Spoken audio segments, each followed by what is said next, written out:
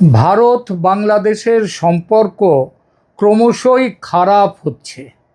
গত 14ই জুন নয়াদিল্লিতে বাংলাদেশ প্রধানমন্ত্রীর তথ্য উপদেষ্টা জাহেদুর রহমানের সঙ্গে দিল্লি বিমানবন্দরে অপ্রীতিকর একটি ঘটনা ঘটে গেল। বাংলাদেশের প্রথম আলো সংবাদপত্রে এই বিষয়ে যে ঘটনা প্রবাহ প্রকাশিত হয়েছে তাতে বাংলাদেশ যে খুবই ক্ষুব্ধ সেটা বোঝা যাচ্ছে। কিন্তু ভারত যে জেনে বুঝে চাপের রাজনীতি করছে সেটা আর একটি ঘটনায় বোঝা যায়। বাংলাদেশ নেপাল থেকে ভারতের ওপর দিয়ে ভারতের গ্রিড ব্যবহার করে যে অতিরিক্ত 20 মেগাওয়াট বিদ্যুৎ নেয়ার চুক্তি করেছিল, মানে যে চুক্তির মধ্যে এটা ছিল ত্রিপাক্ষিক চুক্তি, এর মধ্যে ভারতও একটি অংশ ছিল, একটি পক্ষ ছিল, কারণ ভারতের ওপর দিয়ে এটা যাবে ভারতের গ্রিড ব্যবহার করে। কিন্তু সেই 20 মেগাওয়াট বিদ্যুৎ নেয়ার যে চুক্তিটা সেটা ভারতের আপত্তিতে বাতিল হয়েছে। গতকালের কাঠমান্ডু পোস্ট পত্রিকা এই খবর করেছে। ভারত যে বাংলাদেশের বিরুদ্ধে কড়া অবস্থান নিচ্ছে সেটা বুঝতে অসুবিধে হয় না। এই বিষয়ে আলোচনার জন্যই এই প্রতিবেদন। নমস্কার, ক্যালকাটা ডায়ালগসের পক্ষে মনোজ দাসের প্রীতি ও শুভেচ্ছা নিন।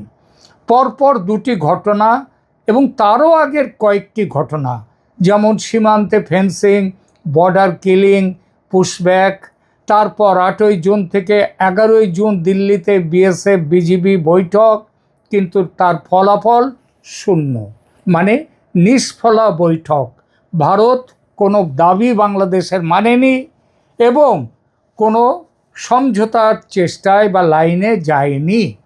তারপর দিল্লি বিমানবন্দরে প্রধানমন্ত্রী তারেক রহমানের যে ব্যক্তি উপদেষ্টা, সেই জাহেদুর রহমানের হেনস্থা। আবার সেই একই দিনেই প্রায় তার ঠিক তার পরদিন সেই সঙ্গে নেপাল থেকে বিদ্যুৎ আমদানি বন্ধ করে দেয়া। পরপর একের পর এক ফাটল। খুব স্বাভাবিকভাবে প্রশ্ন ওঠে, ভারত কি বাংলাদেশের উপর চাপ বাড়াচ্ছে? ভারত বাংলাদেশ সম্পর্কের বর্তমান অবস্থা নিয়ে যদি একটি শব্দ ব্যবহার করতে হয়, একটি মাত্র শব্দে যদি এই সম্পর্কটিকে প্রকাশ করতে হয়, তাহলে সেই শব্দটি হবে অবিশ্বাস। দুই দেশের মধ্যে আনুষ্ঠানিকভাবে কূটনৈতিক সম্পর্ক রয়েছে, সীমান্ত বৈঠক হচ্ছে, বাণিজ্য চলছে, বিদ্যুৎ আদান প্রদান হচ্ছে, কিন্তু বাস্তবে সম্পর্কের ভেতরে জমতে শুরু করেছে তীব্র অসন্তোষ, সন্দেহ, চাপা উত্তেজনা। গত কয়েকদিনের মধ্যে দুটি ঘটনা বিশেষভাবে আলোচনায় এসেছে। প্রথম ঘটনা, বাংলাদেশের প্রধানমন্ত্রীর তথ্য বিষয়ক উপদেষ্টা ডাক্তার জাহেদুর রহমানকে দিল্লি বিমানবন্দরে 2.5 ঘন্টার ওপরে আটকে রেখে তার জিজ্ঞাসাবাদ করা। দ্বিতীয় ঘটনা, নেপাল থেকে ভারতের ট্রান্সমিশন লাইন ব্যবহার করে বাংলাদেশে অতিরিক্ত 20 মেগাওয়াট বিদ্যুৎ সরবরাহের পরিকল্পনা, যাতে আগে ভারত সায় দিয়েছিল, সেই পরিকল্পনা আটকে দেয়া, ভারতের অনুমোদন না পাওয়ায় সেই পরিকল্পনা স্থগিত হয়ে যাওয়া। এই দুই ঘটনাকে আলাদা আলাদা ঘটনা হিসেবে দেখলে ভুল হবে, কারণ আন্তর্জাতিক রাজনীতিতে কখনো কখনো ছোট ছোট প্রশাসনিক সিদ্ধান্ত বড় রাজনৈতিক বার্তা বহন করে। যেমন এখানে করেছে বলে বিভিন্ন পক্ষ বিভিন্ন সোর্স থেকে, দেশ বিদেশের আন্তর্জাতিক যারা সম্পর্কের আলোচনা করেন তারা একথা বলছেন। প্রথম ঘটনা আগেই বলেছি, দিল্লি বিমানবন্দরে জাহেদুর রহমানের ঘটনা। গতকাল এ বিষয়ে একটা ভিডিও করেছি। বাংলাদেশ সরকারের উপদেষ্টা ডক্টর জাহেদুর রহমান ভারত সফরে গিয়েছিলেন। বাংলাদেশ সরকারের দাবি, সফরের বিষয়ে আগে থেকেই কূটনৈতিক নোট পাঠানো হয়েছিল, কিন্তু দিল্লি বিমানবন্দরে তার কাছে লাল পাসপোর্ট বা কূটনৈতিক পাসপোর্ট না থাকায় ভারতীয় ইমিগ্রেশন কর্তৃপক্ষ তাকে কয়েক ঘন্টা আটকে রাখে। পরে প্রবেশের অনুমতি দেয়া হলেও জাহেদুর রহমান ক্ষুব্ধ হয়ে ভারত ত্যাগ করেন এবং ঢাকা ফিরে যান। ঘটনাটির প্রতিবাদে বাংলাদেশ ভারতের উপ হাই কমিশনারকে তলব করে আনুষ্ঠানিক অসন্তোষ জানিয়েছে বলে প্রথম আলো সংবাদ দিয়েছে। ভারতীয় সংবাদ মাধ্যমের একাংশ বলছে তার নাম মানে জাহেদুর রহমানের নাম নিরাপত্তা পর্যবেক্ষণ তালিকায় ছিল এবং যাচাই বাছাইয়ের জন্য তাকে অপেক্ষা করতে বলা হয়েছিল। কারণ কি?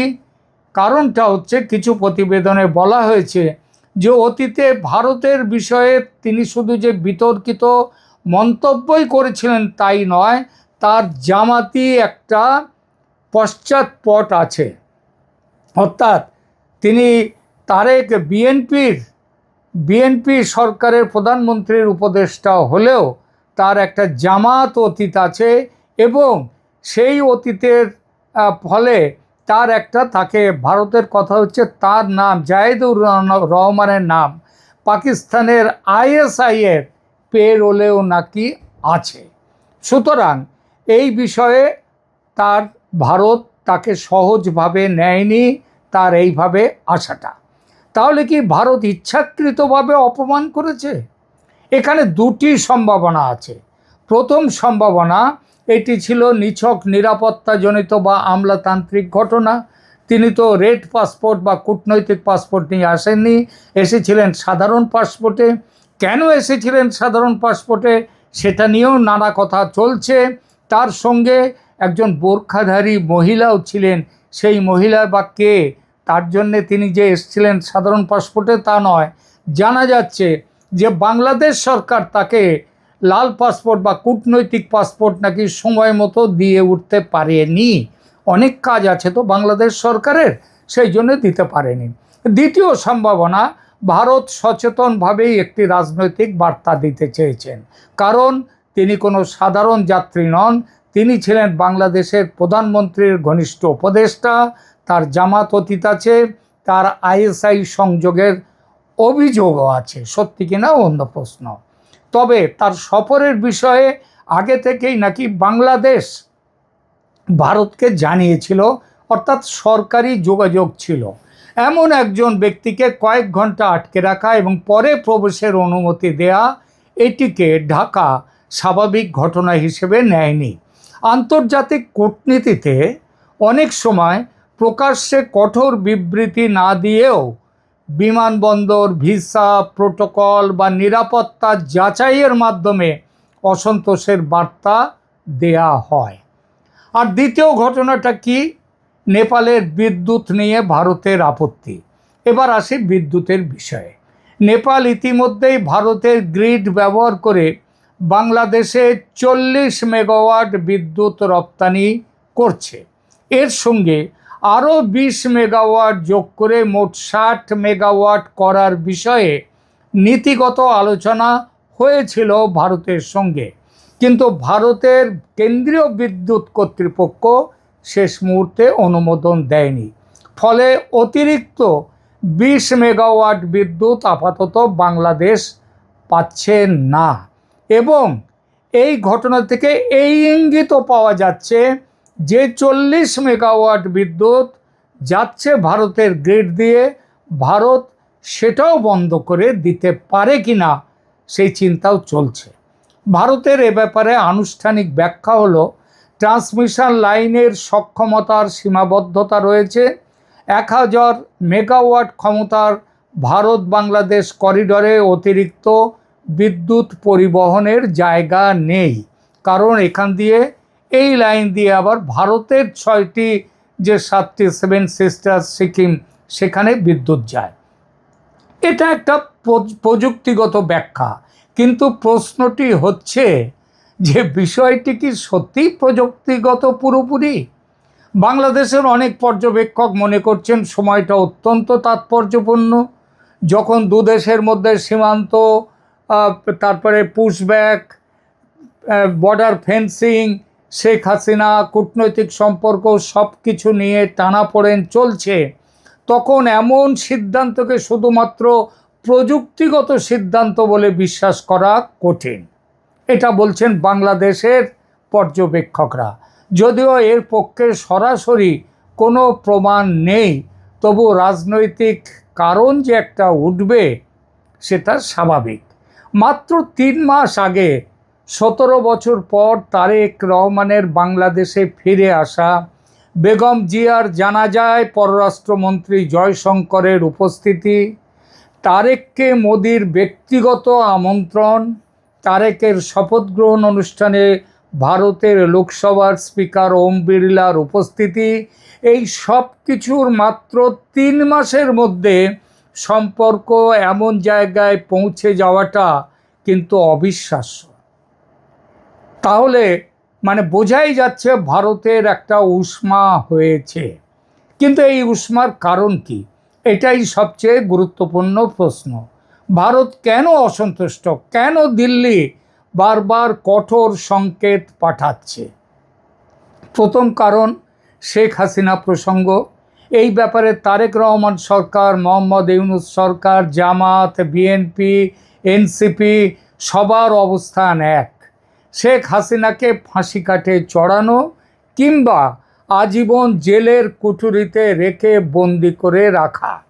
বর্তমান বাংলাদেশ সরকার বারবার শেখ হাসিনাকে দেশে ফেরত চেয়েছে এবং চাইছে, কিন্তু ভারত এখনও তাকে প্রত্যর্পণ করেনি এবং করবেও না।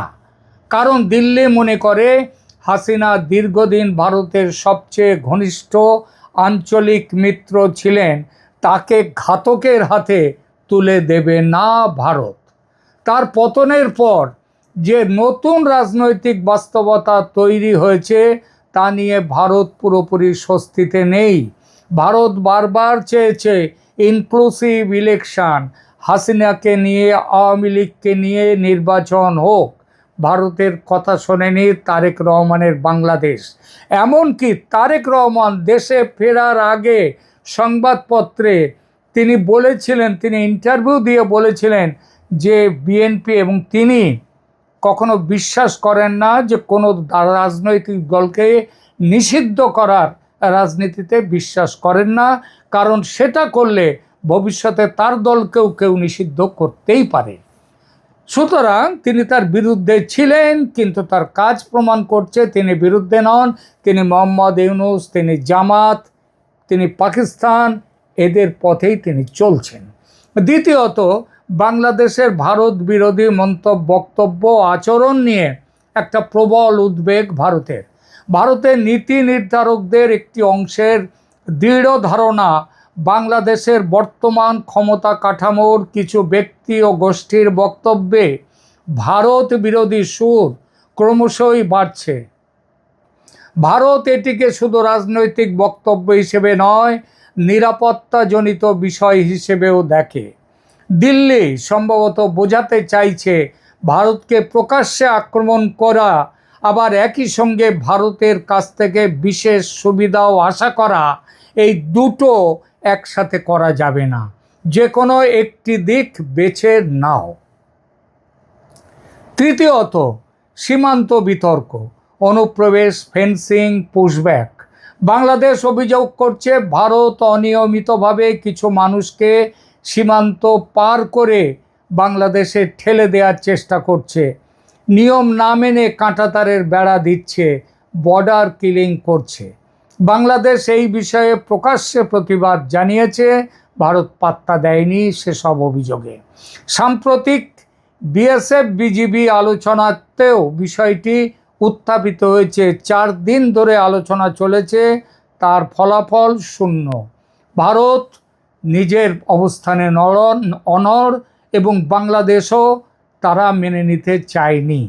ফলে সীমান্ত প্রশ্ন নতুন উত্তেজনার কেন্দ্র হয়ে উঠেছে। চতুর্থত, চীন ফ্যাক্টর। ভারতের সবচেয়ে বড় উদ্বেগ সম্ভবত এটি। দিল্লির কৌশলগত মহলের একটি বড় অংশ মনে করে বাংলাদেশ যদি ক্রমশ চীনের দিকে ঝুঁকে যায় এবং যেটা যাচ্ছে, তাহলে ভারতের পূর্বাঞ্চলীয় নিরাপত্তা কাঠামো ব্যাপকভাবে ক্ষতিগ্রস্ত হতে পারে। লালমনিরহাট বিমানবন্দর আধুনিকীকরণ, তিস্তা বাঁধ প্রকল্প, মংলা পোর্ট, ড্রোন নির্মাণ কারখানার চুক্তি ওই লালমনিরহাটের কাছে সহজভাবে নিতে পারে না ভারত এবং সেটা নিচ্ছেও না। বাংলাদেশ যদিও বলছে তারা ভারসাম্যপূর্ণ পররাষ্ট্রনীতি অনুসরণ করছে, কিন্তু ভারতের সন্দেহ যে অমূলক নয় সেটা আরও স্পষ্ট করে বলার দরকার পড়ে না। পঞ্চমত, পাকিস্তান প্রসঙ্গ। ভারতের দৃষ্টিতে বাংলাদেশের সঙ্গে পাকিস্তানের সম্পর্ক স্বাভাবিক হওয়া এক বিষয়, কিন্তু যদি সেই সম্পর্ক কৌশলগত ঘনিষ্ঠতায় রূপ নেয় তাহলে দিল্লির উদ্বেগ বাড়াটা স্বাভাবিক। বিশেষত নিরাপত্তা ও গোয়েন্দা সহযোগিতার ক্ষেত্রে বাংলাদেশ ও পাকিস্তান যেভাবে ক্রমশই ঘনিষ্ঠ থেকে ঘনিষ্ঠতর হচ্ছে সেটা ভারতের কাছে স্বাভাবিক কূটনৈতিক সম্পর্কের অতিরিক্ত কিছু বোঝায়। ভারত অতএব পাল্টা বার্তা দেয়া শুরু করেছে। কি বার্তা দিচ্ছে ভারত, কি বার্তা দিতে চাইছে? আমার বিশ্লেষণে দিল্লি তিনটি বার্তা দিতে চাইছে। প্রথমত, দক্ষিণ এশিয়ায় ভারতের ভূ রাজনৈতিক গুরুত্ব অমান্য করে যদি বাংলাদেশ, ভারত সেটা সহজভাবে নেবে না, প্রতিক্রিয়া হবেই। দ্বিতীয়ত, বাংলাদেশের জন্য ভারতের ভৌগোলিক গুরুত্ব অপরিসীম। ট্রানজিট, বিদ্যুৎ, বাণিজ্য, সংযোগ সব ক্ষেত্রেই এটাকে অস্বীকার করলে, বাংলাদেশ যদি এটাকে অস্বীকার করে তাহলে সেটা বাংলাদেশেরও স্বার্থ বিরোধী, বাংলাদেশকে তার জন্যে ভুগতে হবে। তৃতীয়ত, ভারত দেখাতে চাইছে যে তার হাতে এখনো বহু ধরনের কূটনৈতিক ও অর্থনৈতিক বাঁধন বা লিভার সেটা রয়েছে। জাহেদুর রহমানের বিমানবন্দরের ঘটনা হোক কিংবা নেপাল বাংলাদেশ বিদ্যুৎ প্রকল্পে অনুমোদন না দেয়া বা শেষ মুহূর্তে অনুমোদন প্রত্যাহার করে নেওয়া, উভয় ক্ষেত্রেই দিল্লি বোঝাতে চাইছে ভারতকে উপেক্ষা করে দক্ষিণ এশিয়ার আঞ্চলিক বাস্তবতা পরিচালনা করা সহজ নয়। ভারত জানে যে ভারতেরও এখানে ঝুঁকি আছে। ঝুঁকি যে একেবারে নেই তা নয়। সবচেয়ে বড় ঝুঁকি হলো বাংলাদেশের বিএনপি জামাত সরকার এর আগে 2004 সালে সেই যে করেছিল না 10 ট্রাক অস্ত্র মামলা, অস্ত্র পাচার করা, ভারতে বিরোধীদের হাতে তুলে দেয়া, সেই ঝুঁকিটা আছে। অতিরিক্ত চাপ যদি ভারত প্রয়োগ করে, বাংলাদেশের জনমতের একটি অংশ তারাও আরও বেশি ভারত বিরোধী হয়ে উঠতে পারে। অর্থাৎ বাংলাদেশের বর্তমান সরকার যেমন ভারত বিরোধীদেরকে তাদেরকে তোল্লাই দিতে পারে, তাদের হাতে অস্ত্র পৌঁছে দিয়ে তারা ভারতে একটা গোলমাল সৃষ্টি করতে পারে, তেমনি সেখানকার জনগণও ক্রমশ ভারত বিরোধী হয়ে উঠতে পারে। অবশ্য তাদের ভারত বিরোধিতা মানে বাংলাদেশি জনতার ভারত বিরোধিতা যে কোনো কালে ছিল না এমন নয়, ছিল, যথেষ্টই ছিল এবং এখনও যথেষ্টই আছে। আসলে কি জানেন, বড় এবং ধনী প্রতিবেশী সবসময় গরিব প্রতিবেশীর ঈর্ষার কারণ হয়। তা সে ধনী প্রতিবেশী যতই সেই গরিব প্রতিবেশীকে আপন করে নেওয়ার চেষ্টা করুক না কেন, সেটাই হয়েছে বাংলাদেশের বাংলাদেশিদের। তার সঙ্গে আরও একটা বড় কারণ হচ্ছে বাংলাদেশ হচ্ছে মুসলিম রাষ্ট্র আর ভারত হচ্ছে হিন্দু রাষ্ট্র নয়, কিন্তু হিন্দু প্রধান রাষ্ট্র। সুতরাং বাংলাদেশের একটা সাধারণ রাগ বা ক্রোধ বাংলাদেশিদের রয়েছে ভারতের হিন্দু সরকারের ওপর। বাংলাদেশের মানুষের কিছু না করেও যখন তারা ভারত বিরোধী, তখন হয়তো ভারত ভেবে নিয়েছে, সিদ্ধান্ত নিয়েছে এবার তাহলে একটু অন্য পথ নেওয়া যাক। চীন, তুরস্ক, উপসাগরীয় দেশ বা অন্য আঞ্চলিক শক্তির সঙ্গে সম্পর্ক আরও গভীর করার চেষ্টা করতে পারে বাংলাদেশ, তাই না? সেটা তো করছেই, আরও করবে, করুক। লড়াইতে নামলে তো এইসবগুলো আসেই, এসব সমস্যা। সুতরাং যে পথে চলছে সব ঘটনা, তাতে সরাসরি লড়াই বা যুদ্ধ এই মুহূর্তে হয়তো দেখা যাচ্ছে না, তবে তার সম্ভাবনা কিন্তু একেবারে ফেলে দেয়া যায় না। আলোচনা শেষ করি। দিল্লি বিমানবন্দরে জাহেদুর রহমানকে আটকে রাখা এবং নেপাল থেকে অতিরিক্ত 20 মেগাওয়াট বিদ্যুৎ রপ্তানির অনুমোদন স্থগিত করে দেয়া, এই দুটি ঘটনাকে অনেকেই ভারতের চাপের রাজনীতি হিসেবে দেখছেন।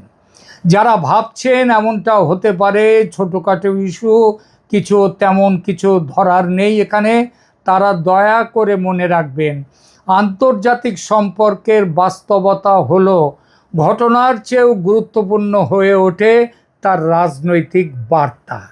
আর সেই দৃষ্টিকোণ থেকে দেখলে গত কয়েকদিনের ঘটনাগুলো স্পষ্ট ইঙ্গিত দিচ্ছে যে ভারত বাংলাদেশ সম্পর্ক এখন খুব একটা ভালো নেই। এক সংবেদনশীল সন্ধিক্ষণে দাঁড়িয়ে আছে এই সম্পর্ক।